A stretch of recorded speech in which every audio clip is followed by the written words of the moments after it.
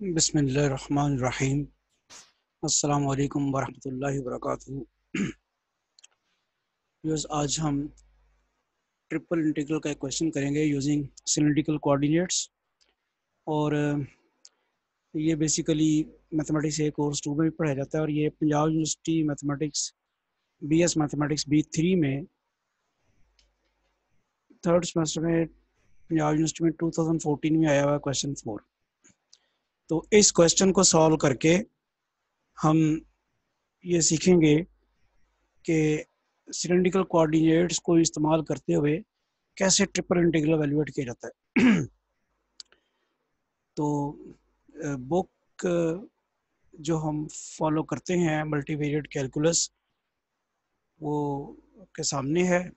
BA-BSc associate degree mathematics A course 2, BS physics second semester, BS mathematics third semester, PPSC lecturer mathematics, FPSC lecturer mathematics, PPSC mathematics, CSS mathematics के लिए ये topic जो है वो useful है। और हम अब देखते हैं कि पंजाब यूनिवर्सिटी में BS मैथमेटिक्स में थर्ड सेमेस्टर में 2014 में क्वेश्चन 4 जो है वो क्या है। Use cylindrical coordinates to evaluate triple integral है ये z into x k plus y square under root dv where s is the hemisphere x k plus y square plus z square lesser or equal to 4, z greater equal to 0। अब ये hemisphere है, hemisphere mean half sphere, और इसको आपने cylindrical coordinates को use करते हुए cylindrical coordinates को यूज़ करते हुए आपने इसको एवेल्युएट करना है। तो सॉल्यूशन देखते हैं कि since z is greater equal to 0 so the solid is bounded below by z is equal to 0, और ये चूंकि लेसर आर इक्वल टू है, and above by z is equal to 4 minus x square minus y square is equal to 4 minus r square. अब ये आपको पता है कि जब आप z 0 पुट करेंगे तो x square plus y square is equal to r square हो जाएगा। और दूसरी बात जो है वो ये है कि यहाँ से आपके पास z की वैल्यू जो है यहाँ से पुट कर देते हैं x square plus y square equal to r square, तो 4 माइनस आर स्क्वायर हो जाती है।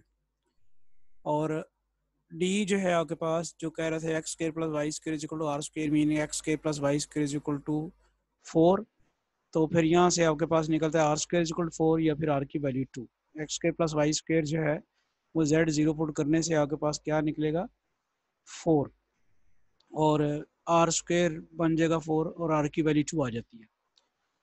Changing into cylindrical coordinates we have, cylindrical coordinates में जब आप इसे कन्वर्ट करेंगे तो सिर्फ एक ही चीज़ है कि सिलिंड्रिकल कोऑर्डिनेट्स में वॉल्यूम एलिमेंट क्या होता है।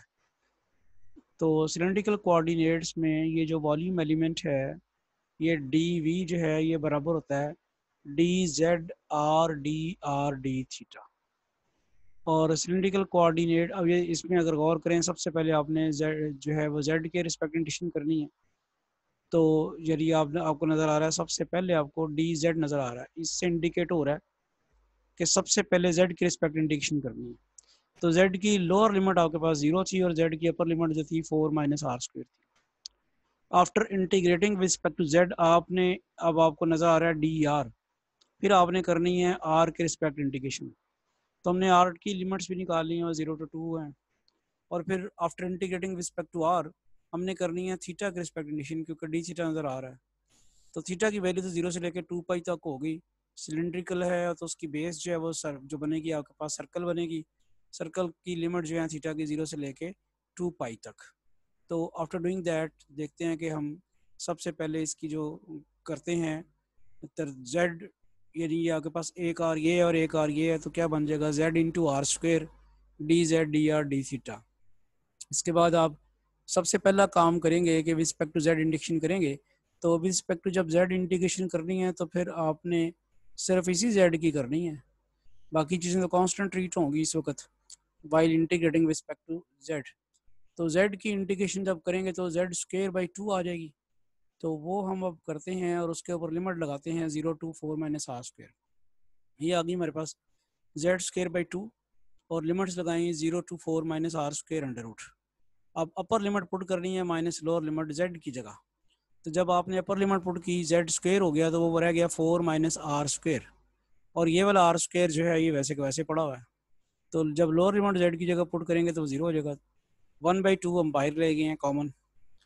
तो इसके बाद अब आप इसको ज़रा सिंप्लीफाई कर लें, आर स्क्वेयर से मल्टीप्लाई कर लें इसको, वो बन जाएगा 4r² माइनस r4।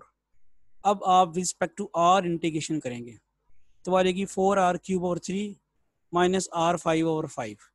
अब आपने अब आर की जगह अपर लिमिट पुट करनी है, फिर लोअर लिमिट पुट करनी है।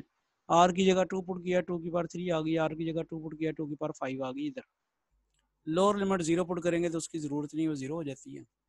सिंप्लीफिकेशन की तो ये बनता है आपके पास 32/3 माइनस 32/5। तो ये 32 तो कॉमन ले जाएं आप, 32/2 हो जाएगा।